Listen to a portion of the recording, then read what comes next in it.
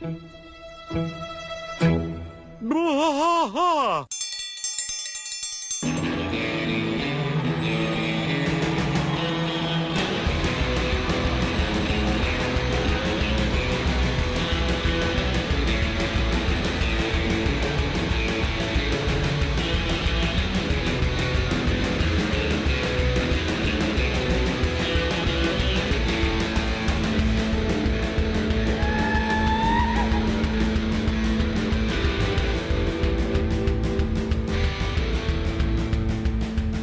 Bwaaa trash fight all through the night, deep in the heart of Texas. The trailer park is nice and dark, deep in the heart of Texas. That drinks his brew and he spits his chew, deep in the heart of Texas. The TV blares, but no one cares, deep in the heart of Texas. Here we go! Hey, everybody, welcome to Bwaaa, a King of the Hill rewatch podcast. I am Mike. And I'm Rusty. And Rusty, I think while doing another podcast with each other, we decided that this was our true calling. Yeah. To rewatch every episode of King of the Hill and comment on it, right? I think it was my calling from birth, actually. Yeah. Before the show's inception, I was born and destined to rewatch King of the Hill. Yeah, some things find us and we find some things. I think that you are a little bit of both there. No, absolutely. So Mike Judge, creator of King of the Hill, and Greg Daniels, a man of many shows. Oh, absolutely. A guy that, I mean, once you do King of the Hill and The Office, you can pretty much hang up your hat and ride off into the sunset. Oh, easily. Yeah. And then even Mike Judge, his body of work, Well, that's true. Just he could have rode off into the sunset with Beavis and Butthead Does America and then been, he would have been revered forever just for that. Yeah. And then he goes on to do stuff like Silicon Valley and my favorite movie of all time, Office Space and Idiocracy. Yeah, and absolutely. things like that. Yeah, prolific. Just a super funny guy. There's another show that he did that I don't think he gets enough credit for. It's Mike Judge's Tales from the Tour Bus. Oh, you ever okay. seen that? No, I've never seen that. That's a new one to me. It's on Showtime, and basically it's about different bands or different singers, and he just tells like these tales of them. Well, he did. He was a musician. He did to do a lot of touring in Austin with different bands and stuff. Oh, there you go. He was a bass player and stuff. Oh, see, I didn't know that. Yeah, he was a bass. I don't know what kind of music they were playing. I imagine it's probably rockabilly, country, probably something like close to that. Rock, southern rock, something maybe. He basically tells the stories behind the scenes from all these different, like Billy Joe Shaver, and he talks about where he shot a guy outside of Uncle Joe's or whatever that place is around here. Oh yeah, Billy Joe Shaver, yeah, out in Lorena or whatever. Yeah. It's a really good show. The first season was country music legends, and then the second season was like. I'm gonna have to watch that. I like music. I'm really into music. Second season was like R&B and funk. It's really good. Mike Judge and R&B and funk. Yeah, that's got to be good. It's all animated, but Mike Judge hosts it as an animated Mike Judge. Okay, so it's very nice. Yeah, it's crazy him even being in animation to me, coming from his background, because he has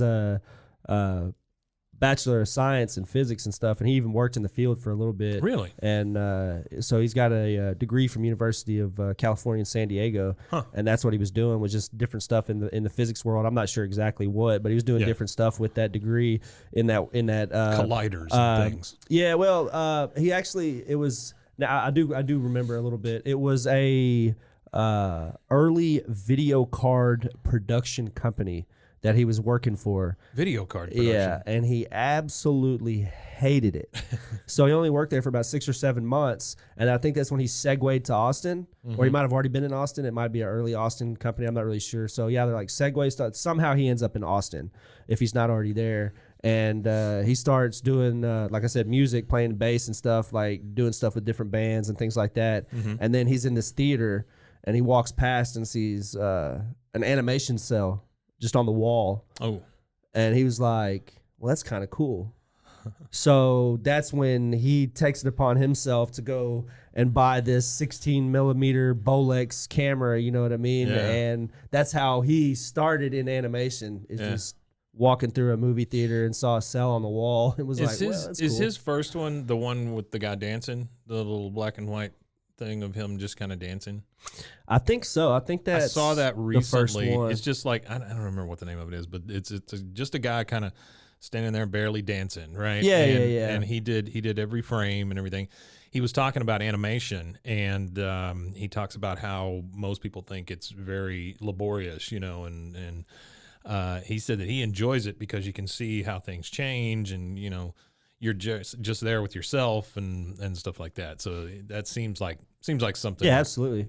And then fits him. and then if you look at him too, he gets like a crash course in it. So if you look at like the shorts for the Milton shorts, which is where you get Office Space from, right. which through all this I thought was kind of cool because you kind of find his connection to SNL, Saturday Night Live. Sure. Because Saturday Night Live, after MTV already has it on Liquid Television, they air 3 of his shorts. Oh, really? Yeah, it was like 90. It was they aired one of them in 93 and then 2 of them in 94. I can't remember which shows they were. This was MTV cashing in on anything that Mike Judge could do because of Beavis and Butthead. Yeah, absolutely. So Yeah. I imagine at this time, Beavis and Butthead 93, 94 is pretty good, popular wise. It's pretty up there. So I imagine it was Comedy Central or MTV selling the. It's definitely selling MTV. the I don't think shorts, Comedy MTV. Central was even around at that point. I think it was still Ha. Oh, it was still hot Like, at this point. originally, yeah, it was just called the Ha. Oh, okay. Network, Because I know which is eventually terrible name. Saturday Night Live picks up the Office Space stuff,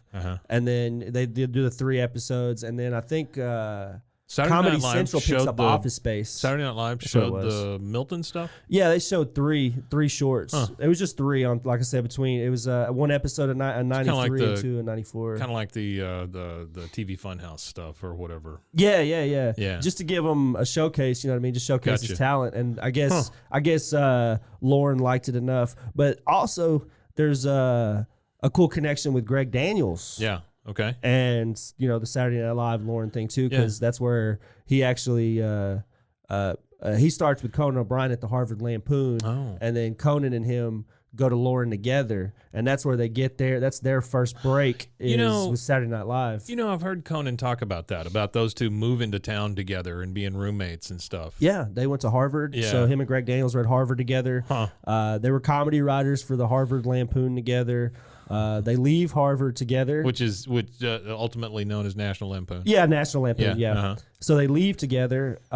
When they leave together, they go to Saturday Night Live together. They do Saturday Night Live together. Well, Greg leaves first. And they're both writers. Yeah, they're on both this, writers. Yeah. So Greg leaves first and goes to The Simpsons. Oh. Well, follow suit. Conan follows him, and he goes too. So Yeah. that's where they all. That's literally their end of their togetherness is The Simpsons. Because after Right. that, Conan obviously goes to the late night stuff, Right. and then Greg goes to TV show creation from there. Yeah. So that's when Greg leaves The Simpsons, and then boom, he goes to work on King of the Hill with Mike Judge. So back to Mike Judge. So he does the Office Space stuff and all the shorts. Well, he develops in 92 what you showed me was the Frog Baseball. Right. So he develops that in 92, and that's where you first see Beavis and Butthead. Yeah. So. Yeah. Frog Baseball is that little short that I saw at the Dobie in Austin one time, and it was part of a Spike and Mike's Twisted Animation Festival. It was my first, I guess, the world's first exposure to Beavis and Butthead.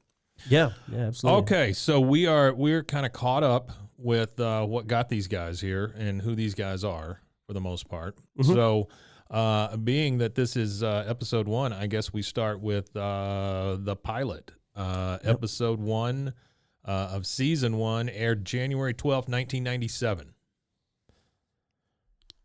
The pilot, yep. Yeah, and that marks the debut of almost everybody that you see in this series, with the exception of like Lucky and folks like that.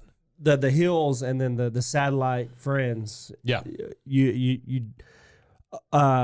they were going to add the Laotian family, so the first episode was supposed to be where you meet the Sufanusen phones. Yeah. But they didn't think that was a great way to introduce like the characters by adding characters in while they're introducing characters. They didn't think would be a good idea, so they went ahead and left that for a later episode. But you get your your core base, like people that you see in every episode. When you look at the number of characters that are in this, I mean, it's basically the stable, the ones that are always there. Hank, Peggy, Bobby, Luann, Dale, Nancy, Joseph, Boomhauer.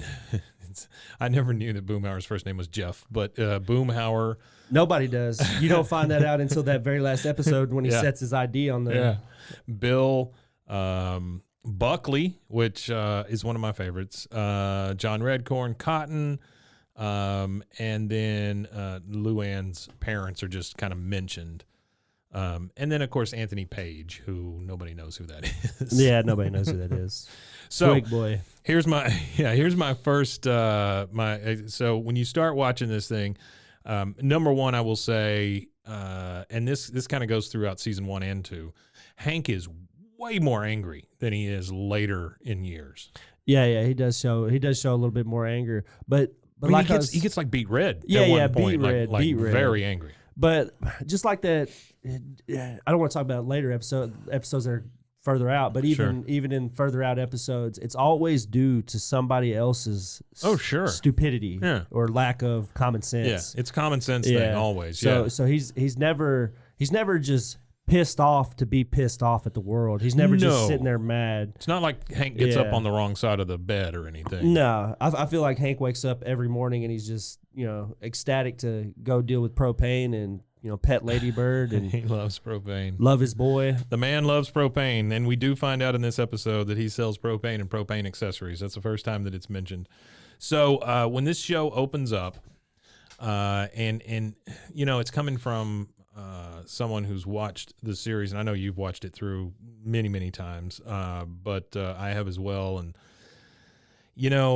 later in seasons, you don't get any kind of intro or beginning before the credits just come up, the main credit screen. On this one, you get introduced to basically the town. So there's like a wide shot of the whole town, and you're following a mosquito that ultimately lands on Hank's neck, and he swats it away.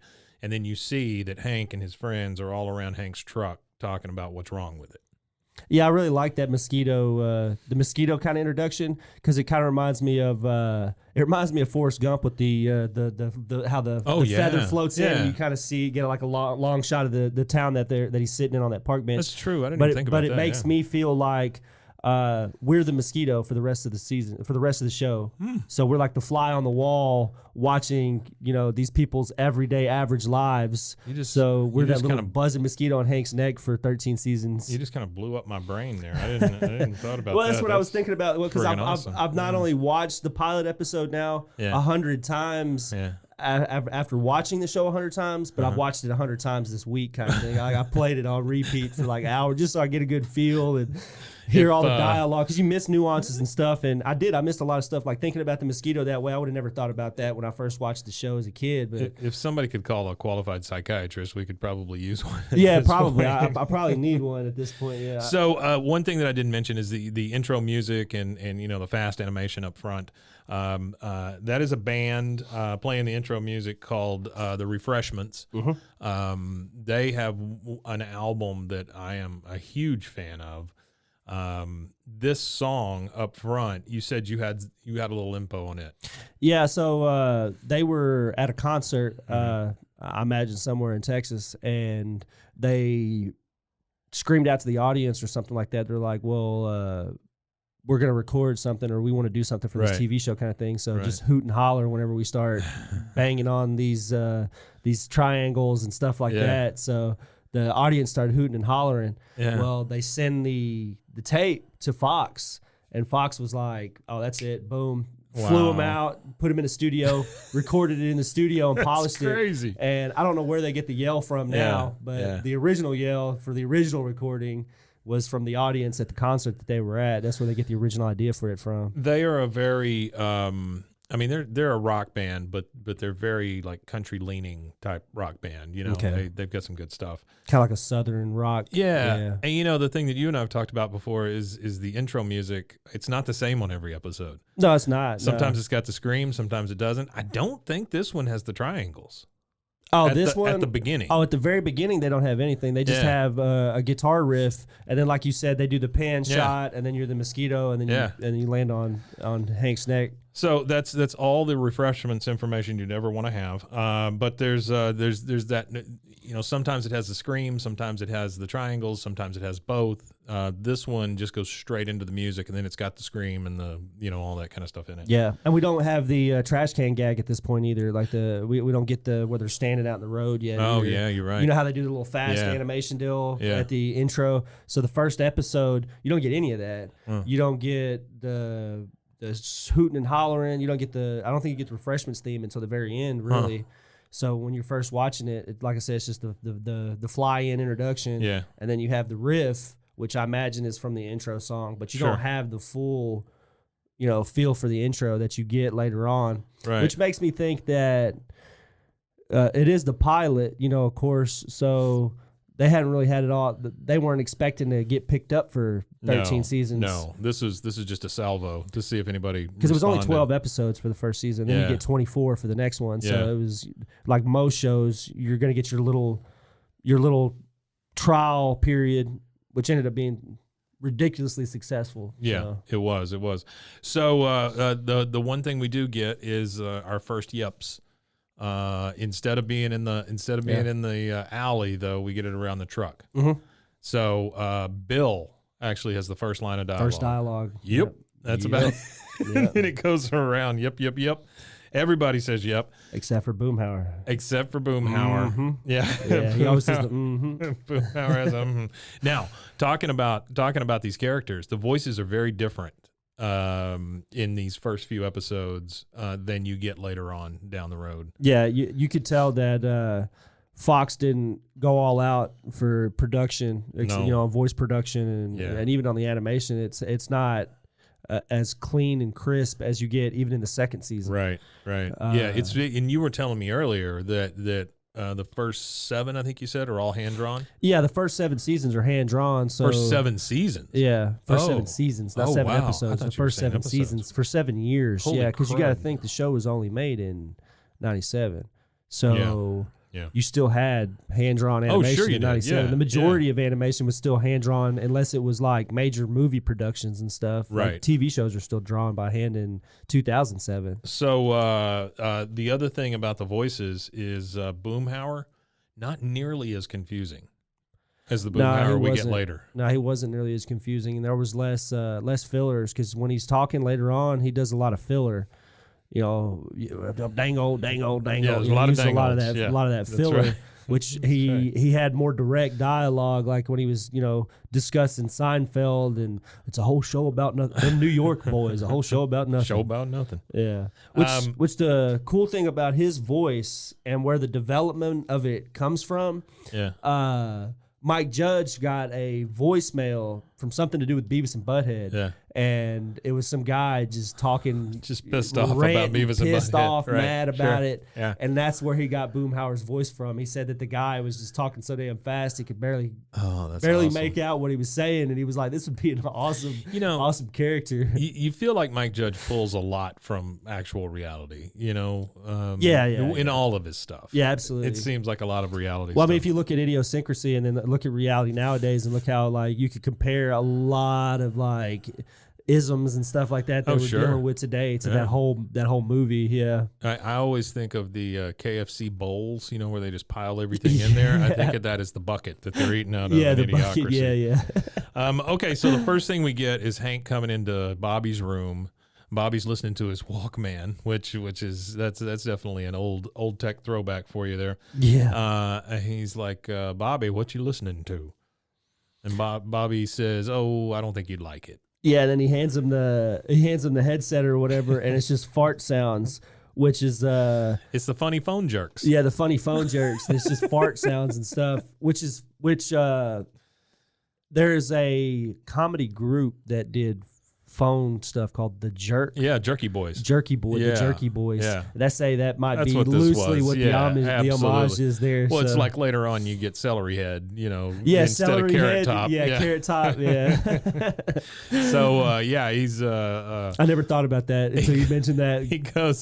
Hank goes, the people on this tape have a medical condition. Yeah, he said that's not medical humor. disorder. That's a medical disorder. Yeah. So he tells Bobby, you got to get ready for the game because apparently Bobby's going to go play baseball, which Bobby does not seem like the athletically gifted type. No, that's also another name that the title goes by is Bobby the Baseball Phenom. Ah. So that was another. So I think it's on the DVDs. So if you look on the DVDs, it doesn't say pilot. It says Bobby the Baseball Phenom. Then we get the family in the car. So we've got Hank and we got Peggy and we got Bobby in the back seat. And Hank is telling him he's got to play hard. He's got to get ready to kick some butt. Yeah, they. He goes, should I play 110%? Or no, he goes, you got to give 110%. Yeah, then he goes, well, what about 111? Well, what if the other team gives 110%? Yeah, 110, and then what about 110 or 112? And then goes 113, and then Peggy was like, oh, well, 13's an unlucky number. No, 13's unlucky. It doesn't matter. Just give 110%. Just play your best. Yeah, he gets really frustrated there. Yeah, for sure. And so we go to the game, and Bobby's up to bat, and both of them are screaming for Bobby to watch the ball and hit the ball. The whole time he's keep your eye on the ball. Keep your eye on the ball. Oh, but even before that, what killed me is he's at the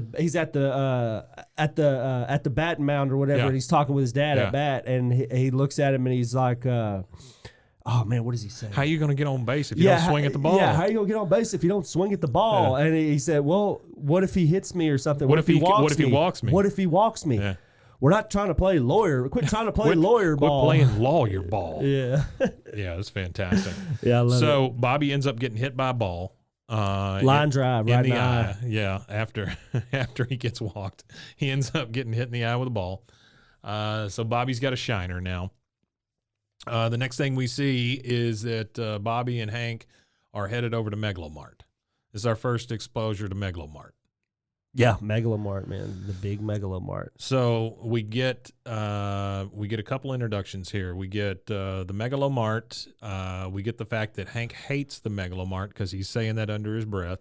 He tells Bobby he's got to stop in and get a tap and die and some WD-40, which if you don't live in Texas and maybe WD-40 is not national, I'm assuming it is, but around here, it's duct tape and WD-40 fixes just about everything. And if you don't know what a tap and die is, go to Home Depot and go ask. Go ask Buckley at Home Depot. Go ask Buckley. Yeah, so our first introduction to Buckley, who comes to a terrible end at a certain point. Terrible end. Buckley's in the Megalomart. He's an employee there with his big red vest, and Hank comes up to him and asks him where to get a tap and die. Yeah. And that's this is probably my favorite scene from season 1. Yeah. And maybe even the entirety of the show is the Hank Hill losing his patience, asking this kid what a tap and die, like well, if you don't know where a tap and die is, he said, well, what if I needed a hammer? And he said, you know where a damn hammer is? Where can I find a hammer?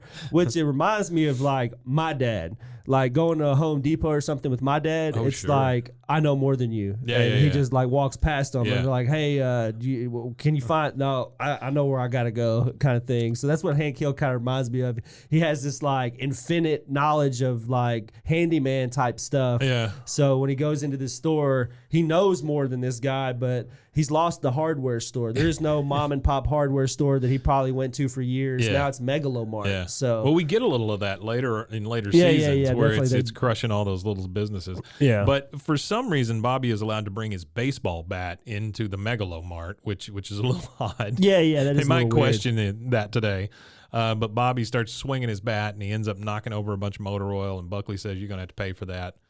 And then Hank kind of loses it and yells at the kid about being fired. You're fired. He basically fires him. Yeah, and then leaves. Yeah. But the thing I found weird about that is he's overheard by 2 ladies that are in the Megalomart. And they're like, oh, my gosh, that's that Hank Hill. You know, he really has a temper. Yeah, and then you get to hear... no telling how that boy got that black eye. I don't know how to pronounce her last name, but the lady that does Peggy's Namji, is that how you say it? Najimi. Yeah. So you hear her voice there, too. Yeah. Because it almost sounds like Peggy talking. Well, I think they have about 3 people in the show that do all the voices, probably, right? Yeah. They didn't have very many...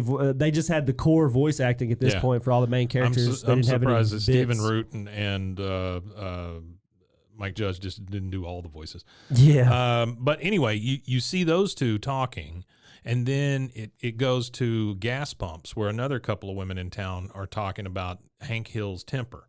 Yeah. That is something that you never see again. No, you never see anything like that again. No. There's no like There's not really ever dialogue from anybody in the neighborhood or anything. Well, and the thing is, there's not really any scenes where it doesn't include one of the characters you know. Yeah. Like this is 2 scenes with 4 people that you've Never never see seen again. and will never see again. Yeah. Yeah, absolutely. And you never see that happen again. Right. Where you get unnamed, unknown elements, like nothing that I can remember. Well, watching it now, the way we're watching it, we'll probably be wrong.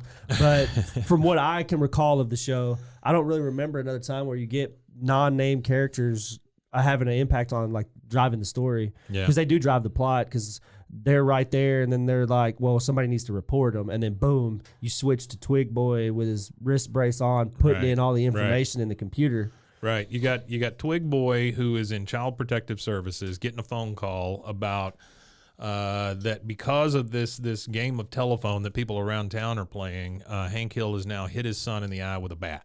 Yeah. And he's like, no, that is not acceptable. Not at That's all. Not acceptable behavior. I've got him in the system. I'll take care of it from here.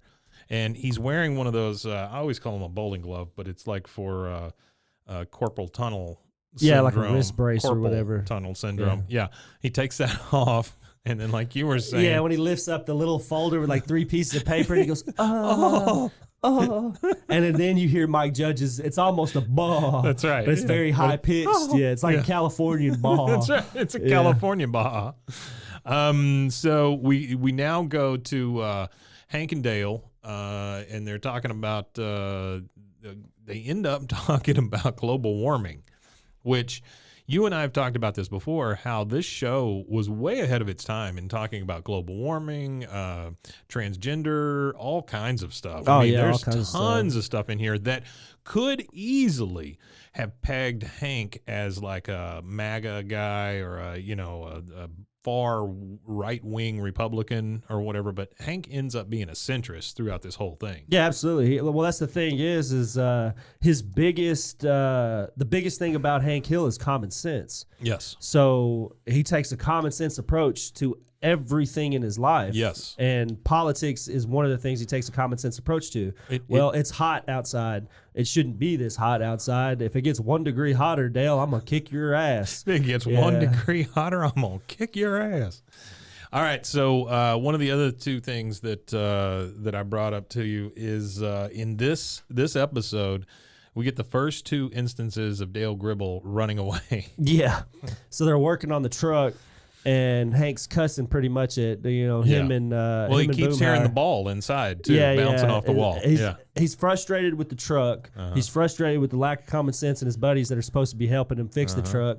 And then he's frustrated because he can't discipline his son and stuff like that. His son, we haven't gotten that yet. No, it's just Bobby inside bouncing a ball off the wall. Yeah, he doesn't know what that sound is. He's trying to figure out what that sound is. Which I didn't understand why he would be throwing a baseball against the wall inside of your home anyway. Well, Peggy comes up and says, "Okay, you need to go outside now. You've been inside long enough watching TV." And then some guy starts crying on TV, and she just lets it all go. That poor man. That poor man. Yeah, like she forgets. Yeah. But yeah, Dale is trying to help, and he screws up Hank's truck, ends up backing it into his garage door, which we never see fixed or whatever. Yeah, never see it fixed. But Dale just like, okay, I got to go. And he jumps over the fence. That's the first time. Yeah, he jumps over the fence. And then the second time, Hank is actually trying to fix the truck, and he's hearing the bouncing off the wall and all that stuff. And yeah. Dale basically helps close the hood on Hank and beat him up and all this stuff. And then he just like, and jumps over the fence. Jumps over the fence again, yeah. That's right. So, then Hank is basically reached his tipping point. He's pretty pissed off at this point. Oh, and before that happens, Bobby ends up hitting his mother with the ball in the head. Yeah, it bounces and he hits her in the Yeah, forehead. it was just a complete fluke kind of thing. It hits her and gets her a big lump on the head. But that's when we get a visit from CPS.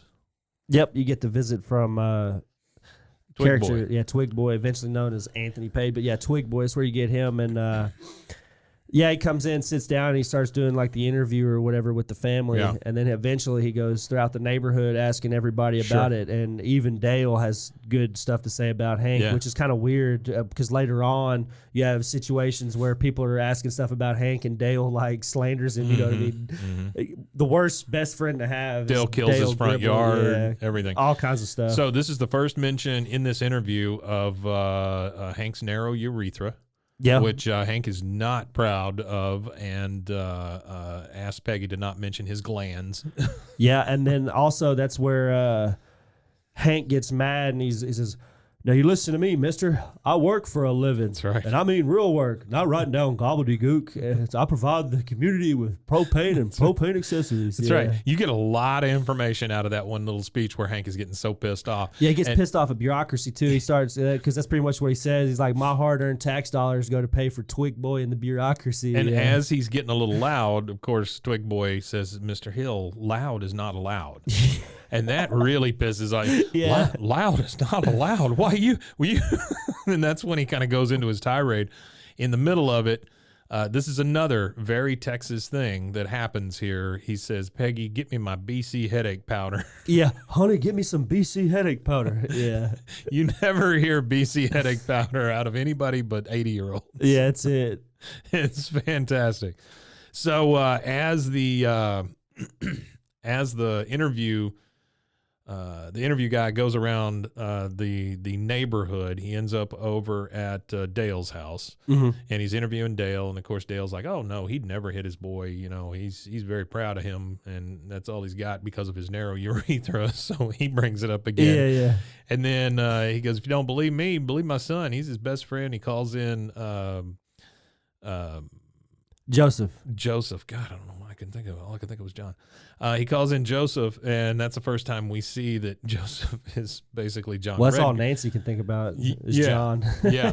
So he says, "Hey, Nancy, bring us a couple of beers." And she goes, "Sorry, can't, hon. I got a migraine treatment with John Redcorn." Yeah, then they're standing right at the doors, just running out. He says, "You've been going to that John Redcorn for 12 years." And she says, "Well, healing takes time." Yeah, healing takes time, baby.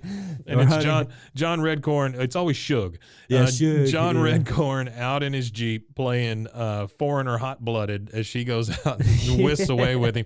And then you see Joseph and you realize, oh crap, Joseph is Joseph John Redcorn's son. Yeah, John Redcorn's son. Yeah. That's right. So you get like on the information about these characters is like with a fire hose at this point. Yeah, because it's just oh my God, it's all this information. You get a lot of information, and then like we were talking about well, Greg Daniels' influence on the show, you get like the conspiracy theorist nut that Dale is. Dale at first was supposed to be just a toothless, slack-jawed redneck. Really? Yeah, he's supposed to just be. I mean, that's what pretty much everybody around Hank was supposed to be before Greg came in. So you had Boomhauer, you had Bill, and those are the only two that existed at that time. And you had Dale as well, but they existed as just satellites, redneck satellites that weren't even really supposed to as strongly developed as Greg helps with.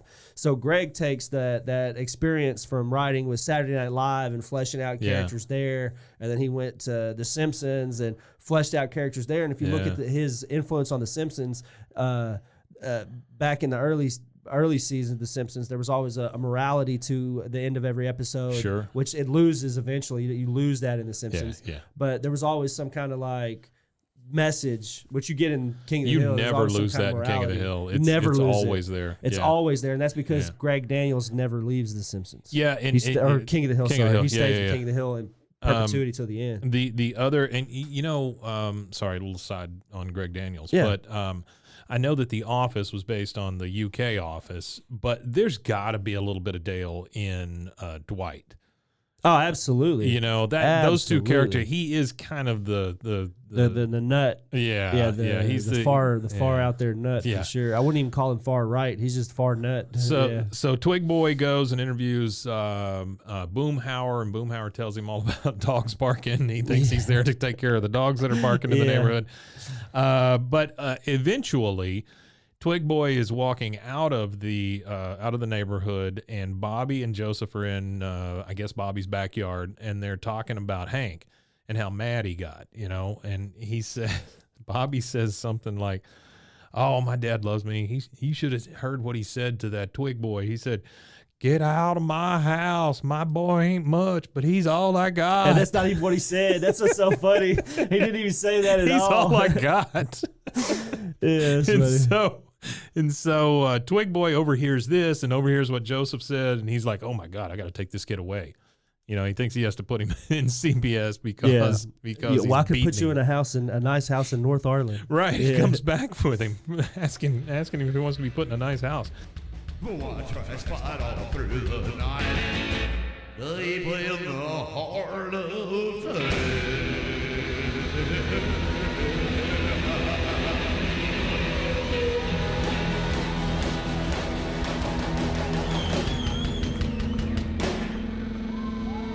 Steak so damn nice, they gave it 1 star.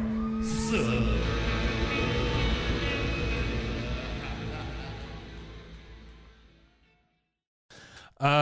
Let's see. Well, to touch on Arlen a little bit. So the cool thing about that is it's actually based on a suburb of Dallas. Yeah. So Arlen sounds like Garland, and I want to say that's a area that Mike Judge lived in, was around the Garland area, but he actually based it on Richardson, Texas. That's actually Really? where Arlen is based on, like the neighborhoods and stuff like that. So if true, like I could see even in our area where we're at, Yeah. Mike, I could see these neighborhoods. Like you could drive, 2-3 minutes up the street and see these neighborhoods. 100%. Yeah. This is it's a very Texas show. If you're not from Texas, that's what kind of amazes me about how it became, this sensation, and how it went on for as long as it did. You would think it would be very Texas oriented as far as watchers and stuff goes. Well, Mike Judge builds the skeleton, but without Greg Daniels fleshing it out. Yeah, sure. It wouldn't, because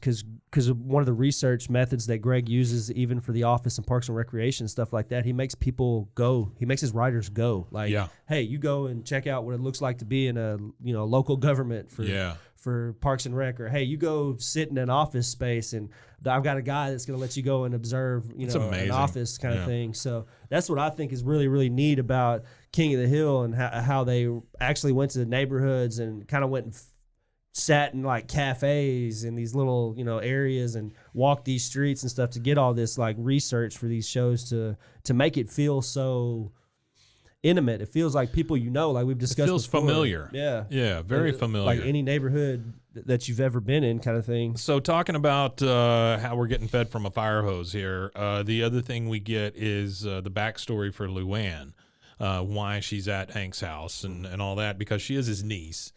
She says that Mama's back in jail because she was saving a quart of beer, and then Daddy went after her with a fork, and the trailer turned over. Yeah. Well, that's the funny thing, is that the trailer humor goes so far that they even get into a fight so bad that the trailer itself actually falls over. And the cool thing is we get a call back on that way down the line as far as the trailer turning over. Oh yeah. Because years later the trailer is still tipped over, and Hank and them go to tip it back over to put her in it. That's a tornado episode. Yeah. So we get that. We get Twig Boy showing up and trying to convince Bobby to come with him. Hank yells at him again, and then he chases him off. And again, this is Lady Bird barking at somebody, which is a weird occurrence, because you only get that like 3 times in the whole series. Yeah, Lady Bird's usually she doesn't bark at him. Yeah. And we find out later on that she only barks at things that make Hank uncomfortable. Yes, very much so. Like California bureaucrats or repair guys. That's right. That's right. So we kind of fast forward a little bit to Bobby taking advantage of the situation. Phone call. Well, first we see in the CPS office the supervisor and Twig Boy sitting together. They're having a meeting about this. And he says, and Twig Boy says, well, he got hit with a baseball. And the first thing that guy says is, well, did you talk to so-and-so? Yeah, the Little League coach. He said, well, who's that? The Little League coach. Yeah. And he's like, gulp. He does that big gulp. Yeah. Well, no, I didn't. And then that's when that guy picks up the phone and He said, Bobby conveniently answers it. And he says, "Where are you from again?" Yeah, where are you from again? L.A. L.A. Yeah. Yeah, L.A. I like how he says L.A. L.A. But then he calls the Hill House, does the supervisor, and says, "Okay, the whole thing's called off. The Twig Boy's going back to L.A. We're sending him back to the L.A. office." And Bobby uses this information to his advantage. Yeah, it takes advantage of that situation for sure. Yeah. Peggy and Hank come in. They ask him who was on the phone. He goes, "Oh, it was the wrong number." And then Bobby decides he's just going to go all out and be a complete twerp. Oh, and he and doesn't Hang just off. go all out. He goes like at one point he's sitting in the driveway with a stop sign and a drill. Yeah. Like he broke a stop sign off and he's sitting in the driveway just drilling into it. He and Joseph are they're moving a extension cord for Hank, and he gets the garage door opener and he's playing with it, up, down, up, down, up, down. He's pissing off Hank, and he says to Hank, "Your hostility invalidates our parent-child contract." And I got to tell you, there is no better way to piss off Hank Hill than for his son to say, "Your hostility invalidates our parent-child contract." But that's the funny thing about all that hostility and stuff like that is that's the reason why Hank has so many internal issues that we see develop is because of his relationship with his father and how strained it is. Yeah. So like we learn so much about because there's even an episode where Hank can't even shoot a gun. Yeah. But he's like this Texan, so it's like this super like taboo thing that he can't shoot a gun. But it's all cotton. But it's all did it. cotton. Yeah, So. he's talking to Peggy at this point, and he talks about how. Well, actually, no. First, what happens is you see Bobby just kind of going nuts, doing all this stuff, and Hank trying to not get pissed off at him because there's people walking around and they're overhearing it and things like that. Because Hank at this point doesn't realize that the investigation has been called off. Yeah, nobody knows at this point. Yeah, Right. Peggy doesn't even know at this point. I will say there are two things that happen in this time that I really got a kick out of. One is Hank making a bacon and bacon grease sandwich, which is fantastic. That's Southern. He bypasses the mayonnaise and just uses grease. That's instead Southern. on white bread. Bacon grease on bread. No, It's love just it. it's just Yeah. white bread, bacon grease, and bacon. You That's don't do the whole that. You never sandwich. done that. Man, I don't know that I've ever put bacon grease on Well, bread. next time you make some bacon, You got and it. even if you don't put the bacon grease on the bread, just dip it in the bacon grease and eat the bread. I'm gonna go it's ahead. awesome. I'm gonna go ahead and get my tombstone ready. And Get then it I'll- ready, and then I'll yeah. eat some of that. Yeah, that'll be great. Get a heart surgeon on standby. and then Luann comes in and says, "Uncle Hank, I went in to use your truck this morning. It wouldn't start, so it was a clogged fuel pump. I went ahead and fixed it." So this is where we get Luann may be smart and just in a dumb package. Yeah, well, I think it is. It's almost a joke that she's good at working on cars because she's from a trailer park. Yeah. She's from this trashier side of the Platter family. Yeah, there's a great quote coming a season or two later about trailer parks and stuff, and I'll wait to the trailer say park it. humor, like whenever they do explore the trailer park humor, especially when Lucky comes in, and you get a lot more of it when Lucky comes in. Lucky's a whole different. I know Lucky's a whole different That's a thing. whole Yeah, he's a different whole thing. different thing. He's funny though. And God bless Tom Petty. Okay, so as Bobby's going nuts and pissing Hank off, we hear the second Refreshments song. This pilot came out in 1997. Refreshments had a song called "Down Together" off of an album that came out in 1996, and it just made me very happy to hear this thing playing in the background. Yeah, see, I didn't see it. You know that band, so you were able to pull that out. Yeah. I never even heard that. Like, I just thought it was just the Refreshments just doing a little whatever in the studio. I didn't know it was an actual song of an album that came out a year before the show. Well, they don't even play the whole song, and so it's almost like just background music. They just pick something off Just an a album couple and of went, hey, riffs, let's use that. Yeah. But here is where Peggy finds out that she gets another phone call from the CPS office, making sure she got the original information. So she confronts Bobby, and Bobby says, "Well, I've been doing this because I don't know if Dad loves me. I can make him love me even when I screw up this way." And so that becomes a big deal. And Peggy goes to Hank and says, "Hey, listen, I don't think Bobby thinks you love him." And so that's why he's doing all this stuff. And that's when Hank has the flashback to the cotton incident. Yeah. Because Peggy comes up, tells him you can relax. The investigation's been off for a week, Right. And I'll kill him. Right. That's like the first thing he says. Well, she says, do you love him? He goes, of course I love him. She goes, well, the investigation's off. Well, I'll kill him. Yeah, absolutely. It's within a he said, breath. it's hard, Peggy. I don't want to lose my little boy. Yeah, That's right. That's right. My That's only right. son. Yeah. And so she convinces Hank to go out and talk to Bobby and tell him that he loves him. And Hank comes out. Bobby, I always love the scenes where they're sitting on the patio furniture, like, through the sliding glass door. Hank's cooking something or whatever. A lot happens right there in that backyard. Yeah, between Bobby and Hank. There's a lot of Bobby and Hank development in the backyard. That's where Bobby smokes all his cigarettes. Yeah. They start smoking cigarettes together, yeah. But Bobby is sitting at the patio furniture. Hank comes out and he's stammering and hemming and hawing. And the one thing I noticed is Hank's not wearing any shoes, which is weird for Hank. Which is weird for Hank. Yeah, he's in his sock feet, which is really odd. The funny thing to me is how hard it is for Hank to even show emotion to his son. Oh, yeah. Like he literally is, he goes, whenever he's trying to talk to him, he's like, he makes some weird noise. It's almost like weird noise, and he goes, hell, that's a weird sound. I never made that before. It's almost like he's asking out a girl on a date or something. It's just so uncomfortable for him. So hard.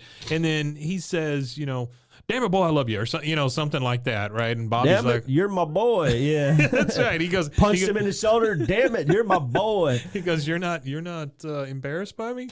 Damn it, you're my boy. Yeah, punches him. You're not a shoulder. disappointment. You make me proud. Yeah, and then that's funny because right after you see Hank kind of like slug him a little bit, just playing around, you see the bus go by. Yeah. And there's Twig Boy sitting there. Twig Boy's on the bus. He's sitting next to this big old country guy with a hay straw in his mouth. And he goes, did you just see him punch him? I knew I was right.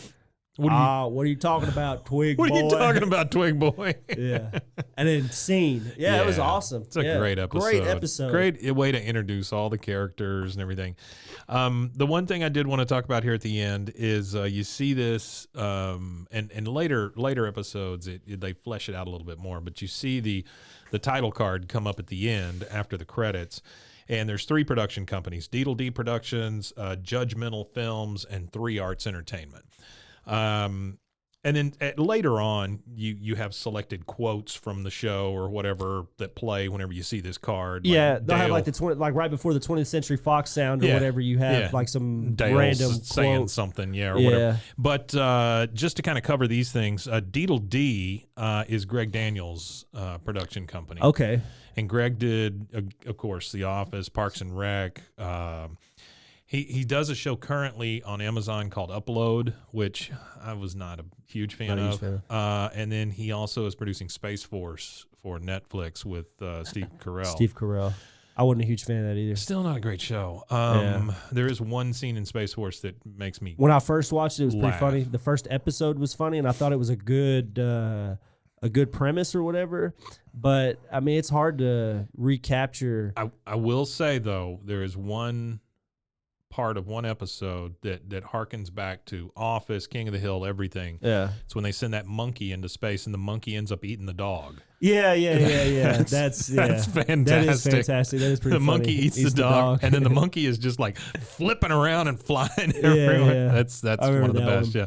But anyway, Deedle D is Greg Daniels. Judgmental Films is Mike Judge's, and of course we've kind of talked about him, but Beavis and Butthead, Silicon Valley, which Silicon Valley is a fantastic live action show, and then Tales from the Tour Bus, amongst many other things, of course, Office Space and stuff like that. Yeah, absolutely. And then you get to 3 Arts Entertainment, and 3 Arts is a bona fide production company because they have produced an enormous amount of stuff. And so you have to. They're probably like the big production house that Fox uses for whatever. That's what I'm saying. Well, 3 Arts has done movies and TV. Oh, so they've done other stuff. They've done so much. But are they attached to Fox though? For all the stuff you're talking about, is it all Fox Productions? No. It's all over the place. It's all over the board. Okay. Yeah, but what I'm thinking, and this is just me thinking this, but I'm assuming that 3 Arts was the actual production company on this, and this is where Deedle D and Judgmental Films get their start. Basically, they Yeah. become production companies because they're helping, do all this Produce the stuff. show. It's Which kind of is like smart. somebody. It's kind of like somebody being an executive producer the first time or something like that. Well, kind of like the David Letterman stuff on the other podcast. Yep. How all that kind of starts. Yeah. So it's a wonderful episode. It's a great intro to this whole thing. Yeah. I had a couple of cool things to add here. Yeah, please do. So you have a director on this show, for the pilot. First, I'll talk about the pilot. So whenever they pitched this show, the pilot wasn't the pitch. The pitch was a pencil drawn test, which is a pencil test of Hank selling himself. Oh, yeah. So what I think is so neat, how they sold the show. Watch that. Yeah, I have the link. I'll send it to you. Yeah. So the pencil test is Hank Hill selling himself to the Fox executives to tell them why he would make a great Sure. character for a show, which I thought was so ingenuitive. Like, usually the way I see somebody pitching something to a company to create a show is here's a full script. Sure. Here's There might be a presentation. The whole thing, yeah. Maybe even a reading with people that you've already got like secured for the show kind of thing. Maybe even a live reading for them or something. But I would never ever think that to pitch an animated show, they would use the animated character to pitch himself to his own show. Well, another fun fact on that, we go to the direction of the show. There's a guy named Wes Archer who ends up being the supervising director for the show from 97 to 2009. He leaves for a little bit to go try something else, but he comes right back like after a season, and he's pretty much with them for the rest of the show all the way through that point. But the cool thing about him is he starts off, he was with The Simpsons for like 7 seasons. And then he goes on to do a little bit of Futurama. And then, of course, he's with King of the Hill. But the cool thing about him really is he does Bob's Burger, Rick and Morty. Like right now, he's like the consulting or supervising director for the Rick and Morty show or whatever. So I really thought it was neat that, again, this web of comedy that we keep discussing over all these podcasts we're doing, and how intertwined everybody really is. Like, like even the SNL connections, where Mike Judge even has a connection to SNL, and it's just crazy to see all these connections, which leads into hopefully maybe another podcast on comedy history. So in this episode, there's a couple of errors, and I'm pulling these from fandom.com. One of the errors that it was Joseph's shirt, and that's one I picked up without even seeing that. Yeah. At one point, his shirt is like blue or something, and then it's yellow, or it's yellow then it's blue. I can't remember, or green. Right. It's like yellow then green or something. You know what I didn't think about is I think I said something about Hank's garage door, and this is when he's fixing it. I didn't realize that that's what that was until I just read this. He's fixing the garage door from when Dale wrecked the truck into it. Oh yeah, I didn't even pick up on that Yeah, until we were talking about and that. that's when he was hitting the garage door thing. Put it back to its factory preset position. Yeah. So Bobby and Joseph are out there helping him fix the garage, and like you said, his shirt's yellow, but then when they go in, his shirt goes back to green. Yeah. Luann says Hoyt was arguing with Leanne, meaning he was there, but in later episodes he's in jail and has not seen Luann since they were young kids. And so that's one. And then there was another one that I remember too. So when Bobby's at bat, he doesn't have a hat on, right? And then the camera he's pans got a batting off of helmet, him, and then it goes back to him, and then he has a baseball cap. Yeah. But you know what? In the large scheme of things, that ain't bad. That's not bad. No, and that's what Greg Daniels really does on this show. That Fox had asked for a show that doesn't have a lot of continuity. That way they could show stuff in syndication and you didn't have to watch the whole show to know what was going on. Sure. But if you watch King of the Hill, there is a lot of plot development. There's a lot of character development. There's a lot of emotional stuff that's not really supposed to be there per what Fox there really wanted. is, yeah. But they were able to do it in such a clever way that it worked. There's even cliffhangers later on. Oh yeah, cliffhanger episode.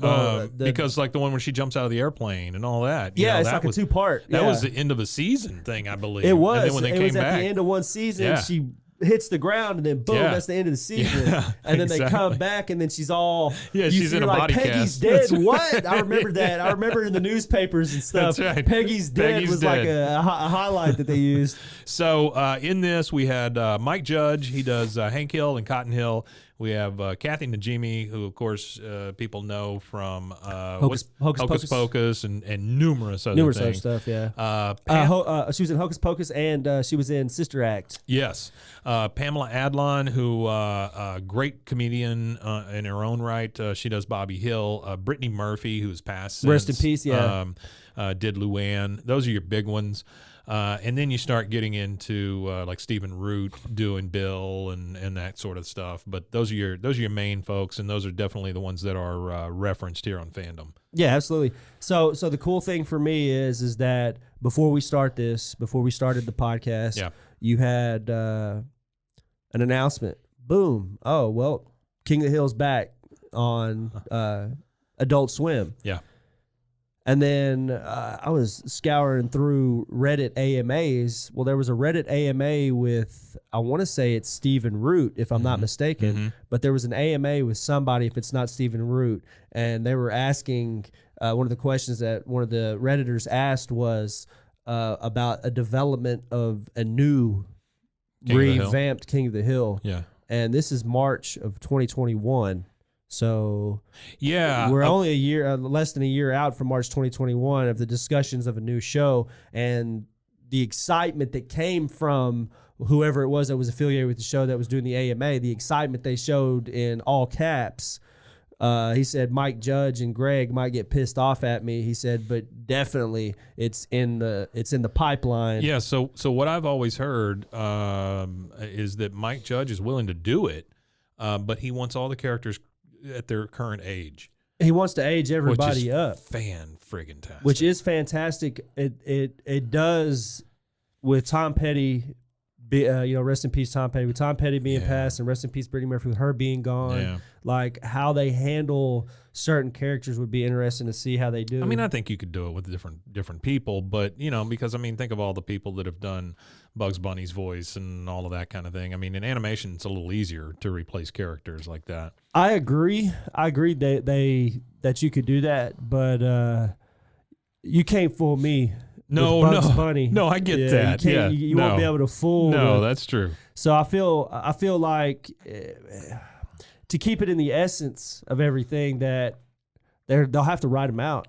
I mean, it's hard or put them somewhere else to where they don't pop up in the show physically. They could be mentioned and discussed and talked about, but to have somebody else do Luann or Lucky's voice, or hell, even Buckley in the Sky's voice, you know what I mean? Like just real quick, let me give Stephen Root his due. Okay. He is one of my all-time favorites. As far as a comedian or an actor, he is a guy that every time he shows up, he makes things better. News Radio. He was the boss on News Radio, which I absolutely loved News Radio. When Phil Hartman died, it was one of the saddest things because Phil Hartman was such a great guy. Funny guy. Never a bad thing said about him. Yeah, and it was really, really sad that he passed. But, Stephen Root has been in things like Finding Nemo. He was on Just Shoot Me. He was in Ice Age. Oh, he was on Just Shoot Me? Yeah, just one episode, but he was in that. Okay. He was on Grounded for Life, which also was a very good show. That was a great show. He was in Dodgeball. Is Stephen Root the grandfather in Grounded for Life? Yeah. Not the grandfather. Who is Tony Bustamante. Oh, okay. Yeah. And then he was in Dodgeball, which is a great movie. He was in Kim Possible. So he was a voice on Kim Possible. wow. Yeah, that goes back to some of your stuff. West Wing, he was on that. He was he's been on American Dad, which we won't say anything about that. Well, that's funny about American Dad too, is because American Dad, the one of the top guys for American Dad is also a King of the Hill alumni. Oh, really? Yeah, so that's it's that intersecting. As far as an actor, he was in No Country for Old Men. He was in Oh Brother, Where Art Thou?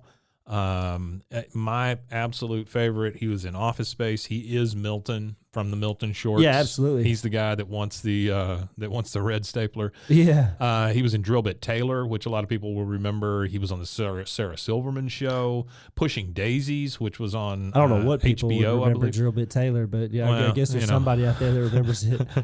King of the Hill, of course, 24. I'm just reading down his Wasn't list that here. Owens that was in that, one of the Owens brothers? In what, Drillbit? Yeah. Batman animated series. He's been on Children's Hospital, which that's a whole thing in and of itself. Let's see what else we've got. The Good Wife. He's in a slew of stuff. I mean, good God, he was on the Cleveland Show also. By the way, the thing that ended up replacing King of the Hill. So is Hank. That's what's funny is Hank is in the Cleveland Show. Yeah. And then he was a character on Boardwalk Empire also, which wonderful show. Great that's show. The one with Steve Buscemi, right? Yeah. That's the Steve Buscemi show. That was really good. He was in Justified, which also was a very good show. Hot in Cleveland with Betty White and all that. Oh, wow. Yeah, I mean, the guy, it just goes on and on. Brooklyn Nine-Nine, Big Bang Theory. I mean, this guy, Workaholics, TV, Gravity Falls. I mean, this guy, he's a legend, honestly, for all the stuff that he's done. He's on Adventure Time, Mr. And he starts with King of the Hill, right? Mr. Pickles. Oh, he's Mr. Pickles? He does a voice on Mr. Pickles. No, he's the plantation owner. Oh, wow, Mr. Pickles. Yeah. And then, of course, I think the thing that I've seen him the most in here lately is Barry, a TV show on HBO, where he's Monroe. He's kind of Barry's boss. Barry is a trained killer, and he's Barry's boss. It's a very good one. He's in Man in the High Castle, which also another Amazon show. He's on it's a good book too. The new Perry Mason. Good God! I mean, I keep thinking this thing's going to end. It just doesn't. No, he's active. So he gets his start with King of the Hill, right? That's like where his whole life starts. Man, no, honestly, he's been in so much stuff. It's not even funny. Then. Oh, that's crazy. Yeah. RoboCop 3. He's in RoboCop 3. Head of the Class. Wow. How far does that go back? That's way back. Yeah. I guess he's prolific as can be then. He's a very... he was big before Mike Judge called him. Very prolific guy. I don't know exactly where he's from. I didn't read that part of the IMDb, but he is absolutely one of my favorites. There was somebody that had called to do Dale Gribble. Can't remember who it was now. I wish I did. Right. But I remember whoever it was somebody that was a bigger star, and when they called him up, he was way too expensive for him. So here's my goal with this show, right? Is number one, and then I'm talking about this podcast. Number one, we're going to get through every episode. Right? And we're going to break down each episode just like this and just talk about them. We are now at minute 57 for a 22-minute show, but that's okay. Yeah. I would love to hear from one of two people. Okay. Well, three. I mean, Mike Judge would be the ultimate if we could get Mike Judge on the phone. The other one would be Stephen Root, which that would be mind blowing for me because I have always been a fan. He's the best. The third one, and maybe the one that's most obtainable, is Johnny Hardwick. Johnny Hardwick is the guy who did Dale Gribble, and he still does stuff on YouTube. So if you're listening, Johnny Hardwick, which we will tag you in all this stuff. Tag you in everything. We can tag you on every bit of we would social media love to talk to you just for 5 minutes, man. Just give us kind of your recollection of King of the Hill, and maybe you can give us some insight on maybe what's in the future. Well, also a field trip to the college where the archives are. I'm still waiting. Tell them about that real quick. So there's a huge archive that Mike Judge dumped down in San Marcos, Texas, I believe is where the college is. Texas State, yeah. So they have as much archival footage as anybody has, and it's not footage. It's scripts. It's paperwork. It's a lot of liner notes, things like that they have down there. So I'm going to try to get a hold of the college as soon as everything opens back up again in the new year, because we're recording in December 29th. So as soon as all the colleges are open back up in the next couple of weeks, I'm going to try to contact them and maybe we can get down there and make a field trip. And That would be freaking awesome. go see what we can secure for season 1, and then maybe do it season by season. We'll see. Yeah. Go down there and collect what we need by season kind of thing, because they don't have information for every episode, I'm sure, but it would be cool to, it'd just be cool to see what's there, see what they have, and if we absolutely. can capture all the information we can capture for season 1, and just have that information to add to each episode, I think would be awesome. Yeah, it'd be awesome. Okay, It's so the just pipeline. wrapping this thing up. My memories of King of the Hill, when it came on, I was running an internet service provider here in town, and I remember the thing came on, and I want to say it was like around Super Bowl time or something, maybe, when this first episode dropped, and I just remember watching it and thinking, Actually, the Super Bowl that year was on the 26th of January. I looked it up myself because usually when they air a new show on Fox, they always do it right after the Super Bowl. Yeah, almost but all the this one networks was do that. around the Super Bowl, but it wasn't. So I just remember when it came on, telling the guy that I worked with, I was like, holy crap, that show feels like it was written for us, because it very much felt like people I knew, places I knew, situations I knew. Yeah, absolutely. I can absolutely, I walked in on my dad one time and he was frying sausage patties in grease. So like there was about an inch of grease there, and so they were under the grease, submerged. He was deep frying sausage patties. That is not very far from a bacon sandwich with grease. That was not far, not at all. Yeah. Because I mean, you got your own grease that the sausage makes, and That's then what you I'm saying. and then you put a layer of Crisco in there and frying it up. Yeah, you're gonna kill yourself. Deep frying his sausage patties. So yeah, that's this show, and the thing about King of the Hill is I had forgotten how much this show means to me, and then just as a lark, kind of when you and I met, because of your avatar that you use, which is Dale, I thought, well, I'll give it a shot. I'll try rewatching King of the Hill, and I'm telling you, since I started that, I haven't stopped. Like, I've gotten through the whole thing, but now I just kind of selectively pick and choose. It's become The Office. So The Office and King of the Hill are always on for me, for the most part. I acquired all 13 episodes, so I'd have them. Seasons? Yeah, seasons. Yeah. I acquired all 13 seasons, so I have like. I like the word acquired. Yeah. That's nice. Oh, yeah. Nice job, Rusty. Our matey, but nice job, Rusty. I acquired some lumber. Well, no, it makes it sound like maybe they weren't all bought. Yeah. Sailing the high seas. So when this debuted, where were you? What situation were you in? 1997. Okay, so I moved here to Waco in '96 from England. From England. Yeah. So we touched down in '96. You were probably hyper aware of all of this, like Texas stuff. Yeah. I was really like, well, I grew up with my dad. My dad's Texan, so when the first 6 years of life, I walked around. My dad had cowboy boots, cowboy hat. He was Tex. You know what I mean? He was Big Tex from the fair. Yeah. So in England, that's what everybody knew him as. He was the big Texan guy. He was the big country guy. He was the wild. My mom had to send my cousin to go collect him one time, and he was at the grocery store, and there's like 15 cops surrounding him because they shut off one of the grocery lines while the store was busy, and they shut down one of the lines, and he was like, he started ranting and raving inside the store. He said, "Tell me where a hammer is." Yeah, tell me where a hammer is. And so my first really, so it airs in January, and I'm really big on TV at this point because I'm trying to understand a lot of the things that kids are interested in that I don't know. Yeah. So TV becomes a friend, whereas I don't have a lot of friends because I don't have a lot of relatable experiences to a lot of kids at this point because I grew up in in England. It was a neighborhood with 60 houses on one side of the street and 60 houses on the other side of the street. You could slap your neighbor's door. Right. So it was not more that way community, here. and it's not. It was not at all. I didn't feel like.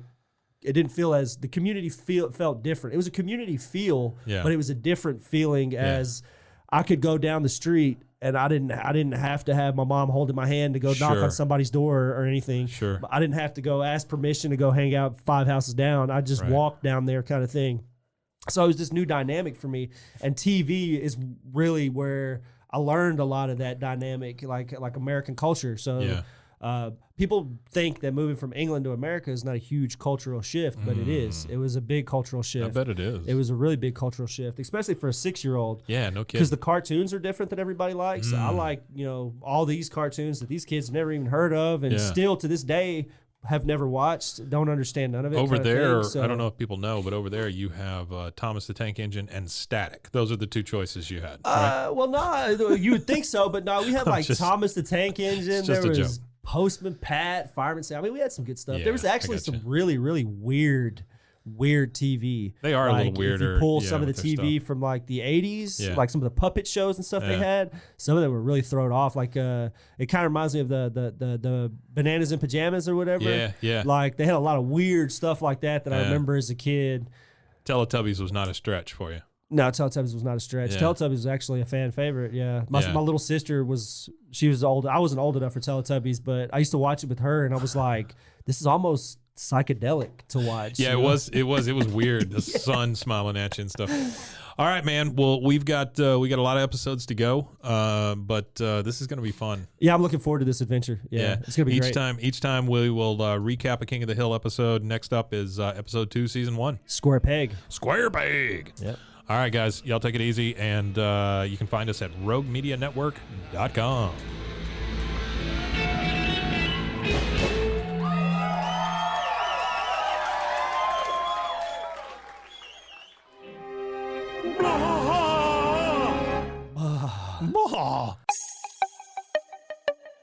This has been a Rogue Media podcast.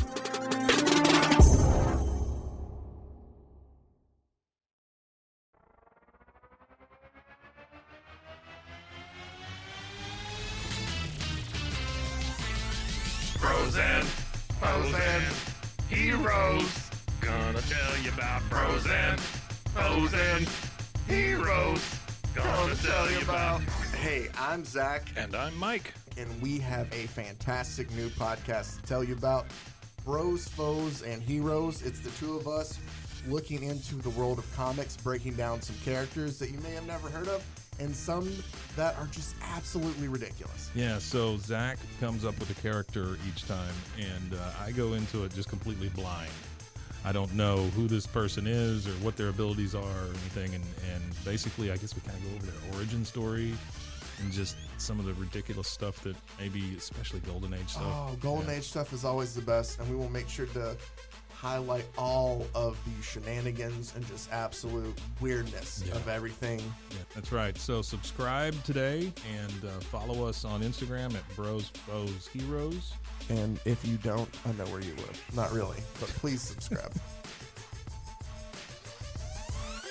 Frozen, frozen, heroes. Gonna tell you about frozen, frozen, heroes. Gonna tell you about.